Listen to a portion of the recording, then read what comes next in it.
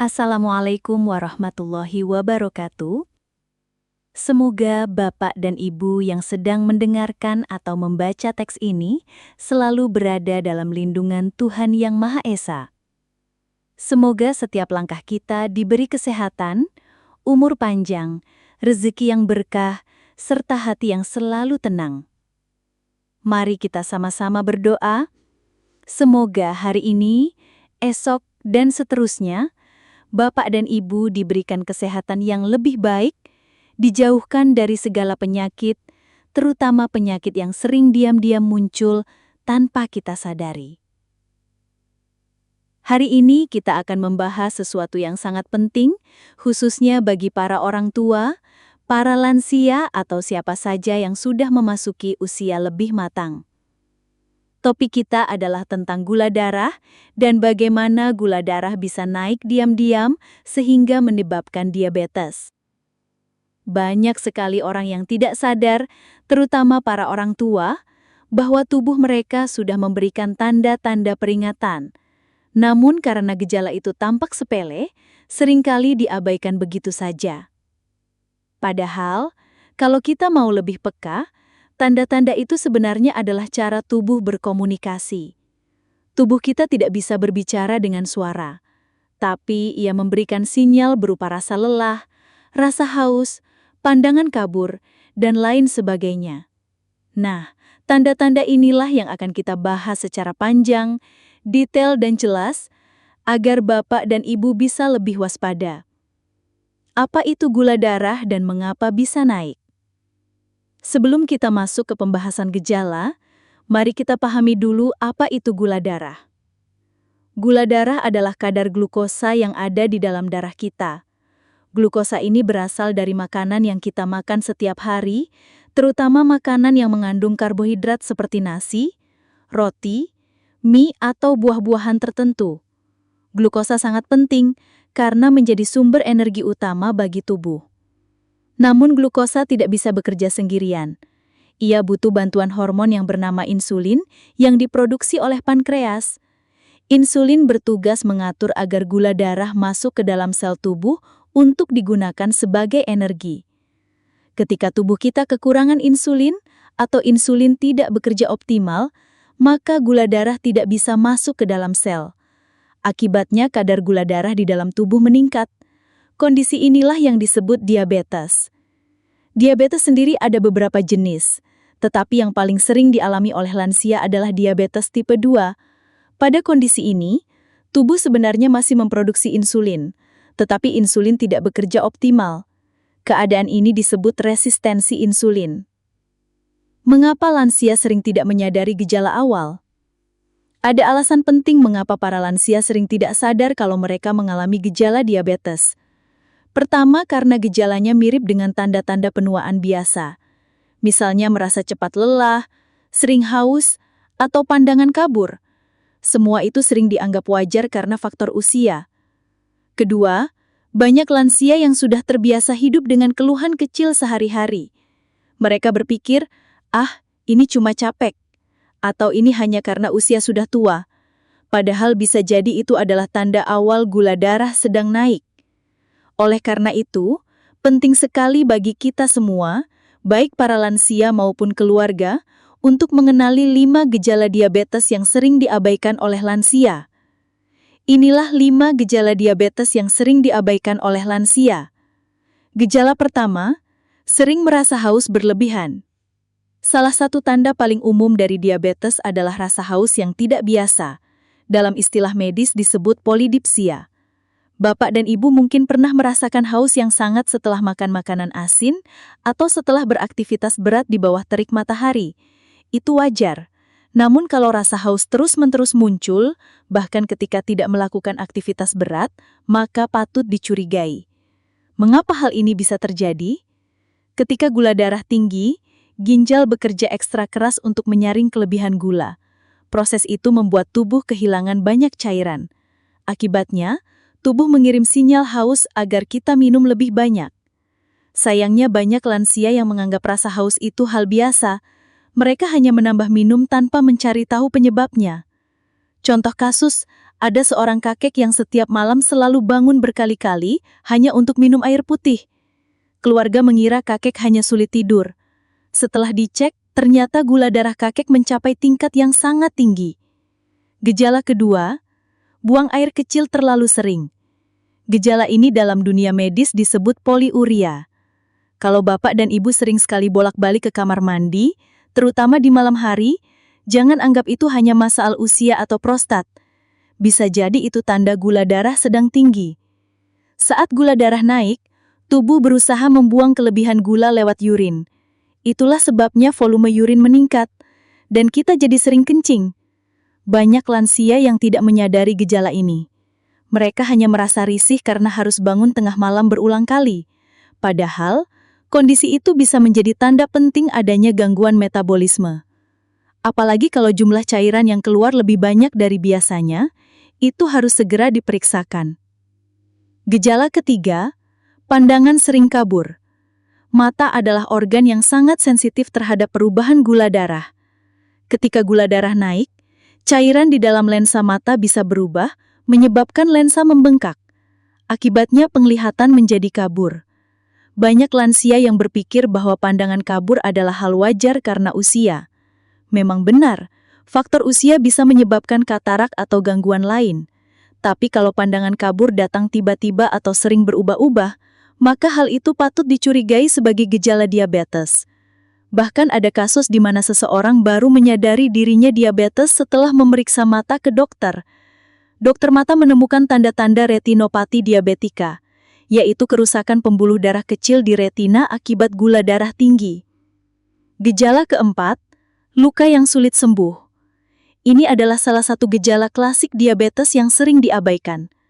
Pada orang normal, luka kecil biasanya cepat sembuh. Tetapi pada penderita diabetes, luka bisa sangat lama mengering, bahkan bisa menjadi infeksi serius. Mengapa demikian? Karena kadar gula yang tinggi mengganggu fungsi sel darah putih. Padahal sel darah putih adalah pasukan utama tubuh untuk melawan infeksi. Selain itu, aliran darah ke jaringan juga berkurang karena pembuluh darah kecil rusak. Akibatnya, luka sekecil apapun bisa menjadi masalah besar. Itulah sebabnya banyak penderita diabetes yang akhirnya mengalami luka di kaki, bahkan sampai amputasi jika tidak ditangani dengan baik. Gejala kelima, mudah lelah dan lemah. Banyak lansia yang menganggap rasa lelah adalah hal biasa. Namun kelelahan yang tidak wajar bisa menjadi tanda diabetes. Pada kondisi gula darah tinggi, glukosa tidak bisa masuk ke dalam sel untuk diubah menjadi energi. Akibatnya, tubuh kekurangan energi meskipun makanan sudah masuk banyak. Bayangkan seperti punya mobil dengan tangki penuh bensin, tetapi mesinnya rusak sehingga bensin tidak bisa dipakai. Mobil tetap tidak bisa jalan. Begitulah kira-kira tubuh penderita diabetes. Kelelahan ini sering diabaikan karena dianggap hanya akibat usia atau kurang tidur.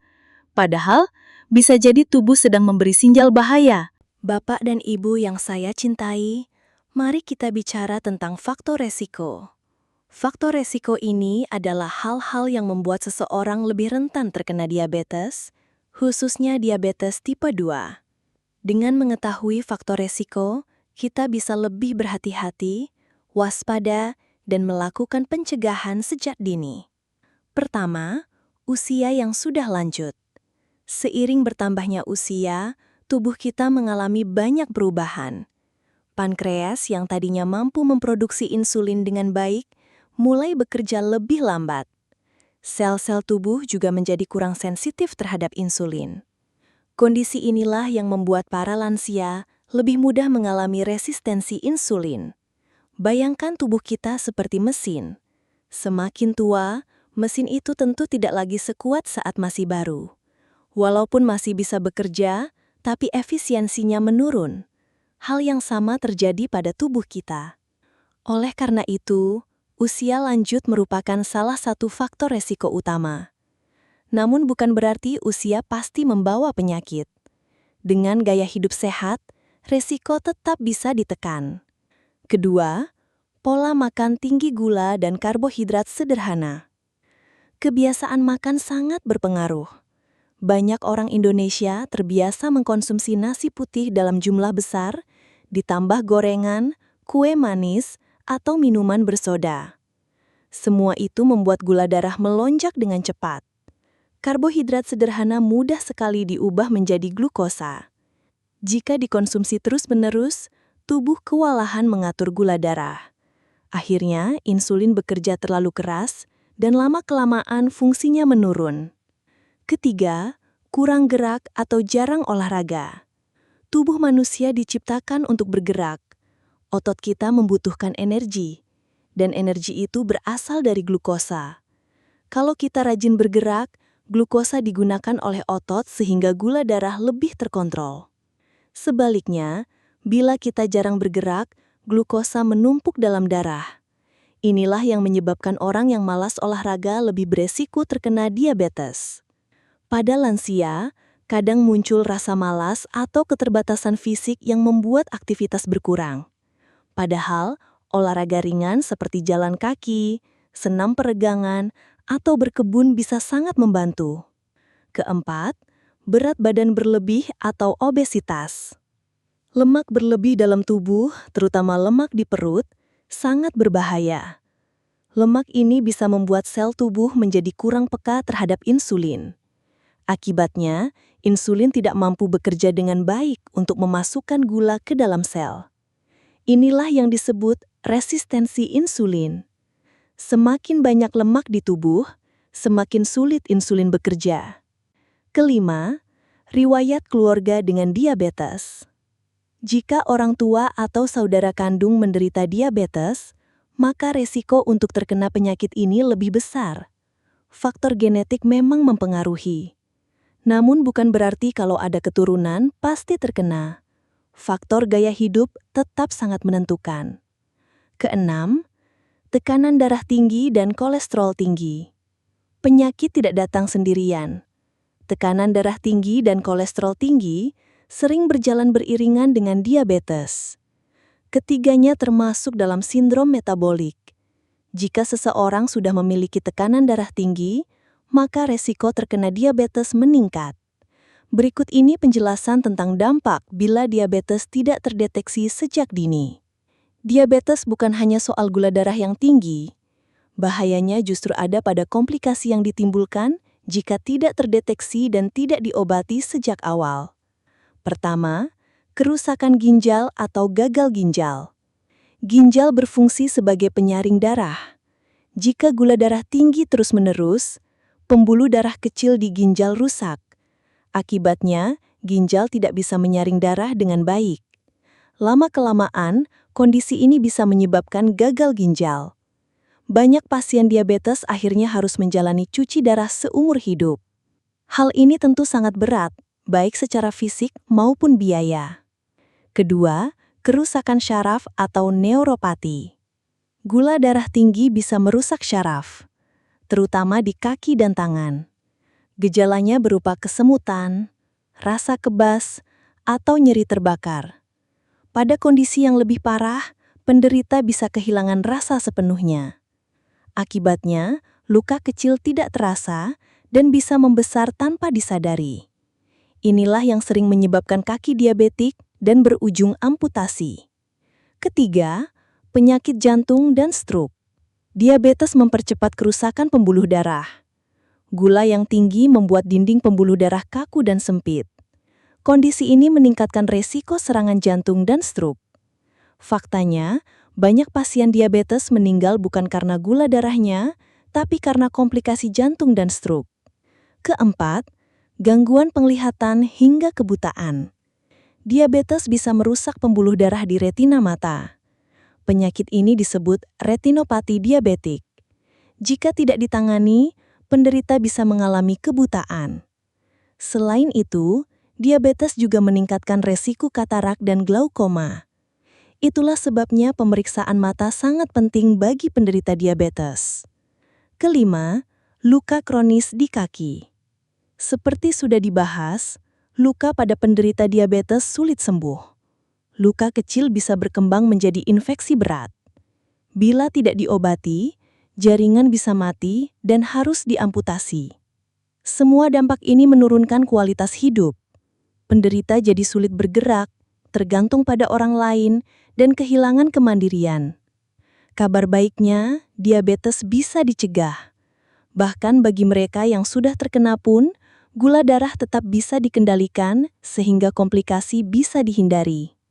Pertama, mengatur pola makan dengan gizi seimbang. Pola makan adalah kunci utama.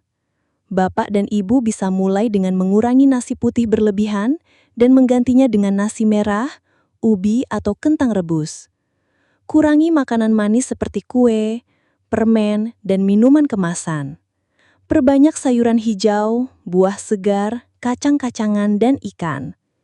Ingat, makanan bukan hanya soal kenyang, tapi juga soal kesehatan. Kedua, mengurangi makanan manis dan gorengan. Makanan manis membuat gula darah langsung melonjak. Sedangkan gorengan mengandung lemak trans yang berbahaya.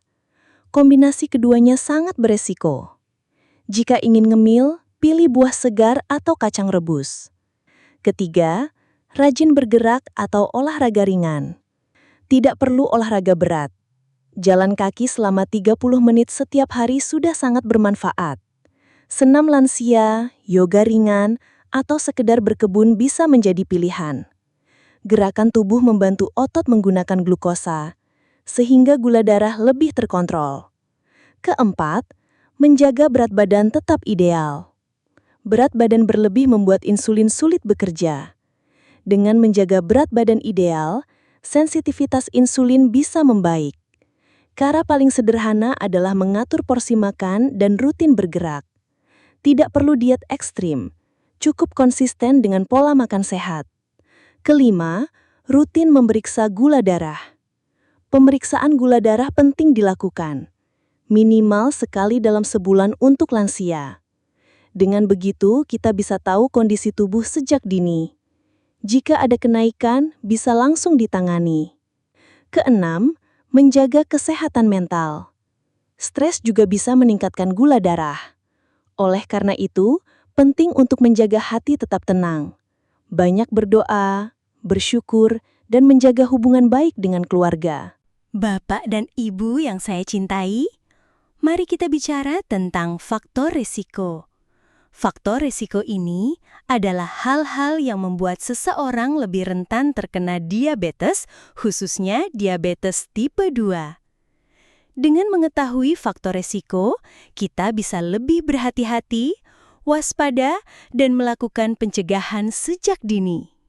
Bapak dan Ibu yang saya cintai, kita sudah berjalan cukup panjang dalam pembahasan kali ini. Kita sudah mengenal apa itu gula darah, mengapa bisa naik diam-diam, bagaimana gejala diabetes sering diabaikan, faktor resiko yang memperburuk keadaan, dampak bila tidak ditangani, serta langkah-langkah sederhana untuk mencegahnya. Intinya, tubuh kita selalu memberi sinyal. Rasa haus yang berlebihan, sering buang air kecil, pandangan yang kabur, luka yang sulit sembuh, dan rasa lelah yang tidak wajar, semua itu bukan sekadar keluhan sepele. Itu bisa jadi tanda bahwa tubuh sedang meminta perhatian. Jangan tunggu sampai terlambat. Lebih baik kita waspada sejak awal. Kesehatan bukan hanya untuk diri sendiri, tetapi juga untuk keluarga.